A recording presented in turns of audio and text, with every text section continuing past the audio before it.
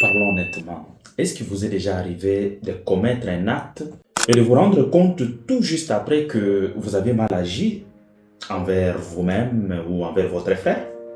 Ou encore dans un autre cas d'espèce, vous est-il déjà arrivé de commettre le mal tout en sachant que vous êtes en train de commettre le mal et après chercher mille excuses pour calmer sa conscience? C'est juste une fois, non? D'ailleurs, ça fait quoi? Tout le monde le fait, je ne suis pas le premier, je ne serai pas le dernier. Vous est-il déjà arrivé cela? Sachez d'abord que vous n'êtes pas seul.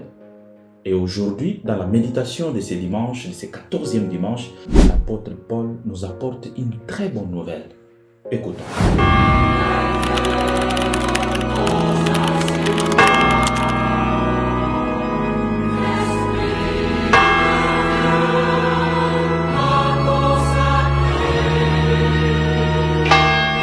Dans la deuxième lecture que l'Église nous propose pour notre méditation de ces dimanches, nous lisons la lettre de Saint Paul apôtre aux Romains.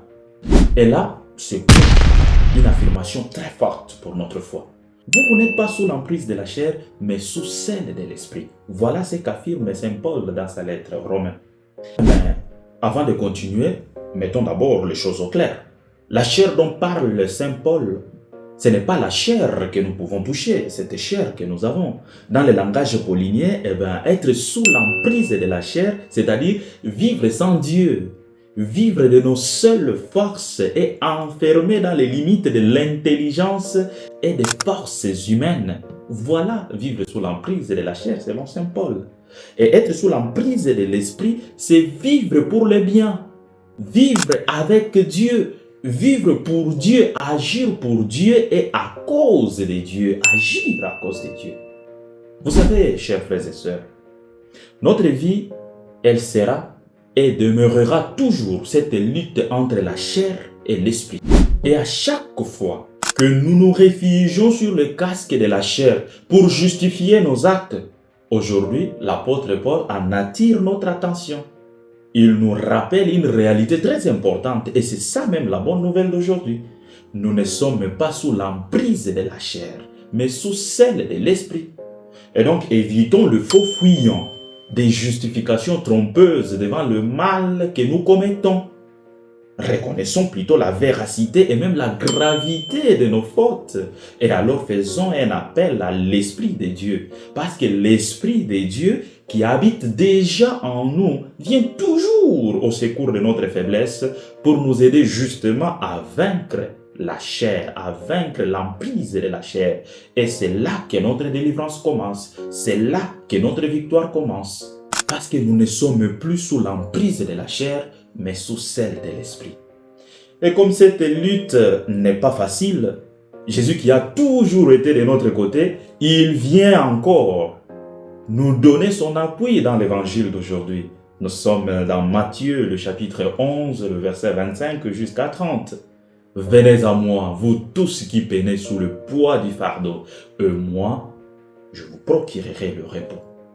Jésus nous appelle vers lui pour nous décharger sur lui, c'est-à-dire que notre faiblesse trouve la force dans sa force à lui, pour que nous puissions bien continuer le chemin. Le repos n'a jamais été la fin d'un voyage, retenons-le bien.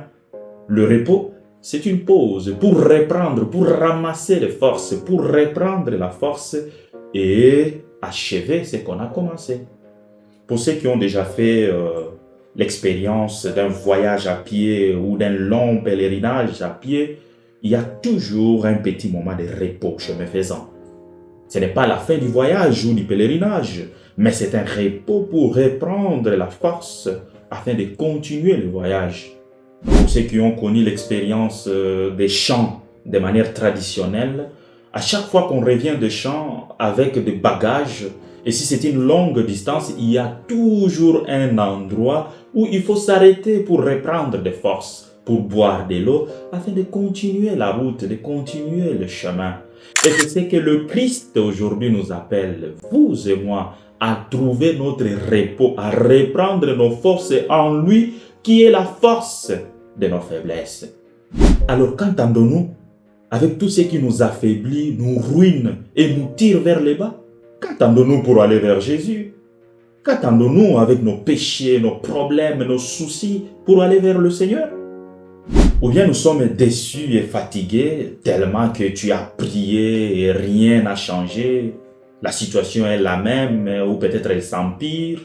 Aujourd'hui, le Seigneur vient encore te parler.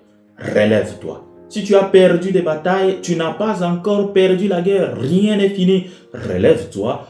Confie tes faiblesses, tes soucis, tes peines à Jésus. Reprends tes forces en lui et continue ta lutte. Parce que tu n'es pas sous l'emprise de la chair, tu es sous l'emprise de l'esprit. Alors, continuons notre marche, continuons notre lutte, tout en ayant confiance que Jésus n'oblige pas à ceux qui le suivent une discipline tyrannique ou quoi que ce soit qui peut leur nuire. Son souci est d'abord de consoler, de donner le repos et de donner la force pour continuer la marche. C'est seulement si nous sommes animés de cette foi ferme et de cette confiance inébranlable que nous exulterons de joie comme nous dit la première lecture. Nous allons crier de bonheur parce que notre roi vient déjà à notre secours au milieu de nos faiblesses et au milieu de nos détresses. Cette prophétie de Zacharie peut s'appliquer parfaitement à Jésus, lui qui est venu pour briser les arcs, les chars et tous les instruments de guerre. C'est-à-dire, il est venu pour briser le mal, le cycle de violence. Et en brisant le mal, le cycle de violence, il nous donne aussi la force de vaincre le mal. Parce que désormais, nous vivons sous l'emprise de son esprit. Voilà donc cet appel pressant que le Seigneur nous lance aujourd'hui. Alors, allons vers le Seigneur. Faisons confiance en lui. Il est prêt pour nous décharger. Déchargeons-nous sur lui, nos soucis, nos faiblesses, nos fautes, nos erreurs. Il est prêt à nous redonner force pour que nous puissions continuer à affronter les vicissitudes de ce monde sûrs de la victoire. Et que Dieu Tout-Puissant vous bénisse, lui qui est Père, Fils et Saint-Esprit. Amen. Bon dimanche à tous.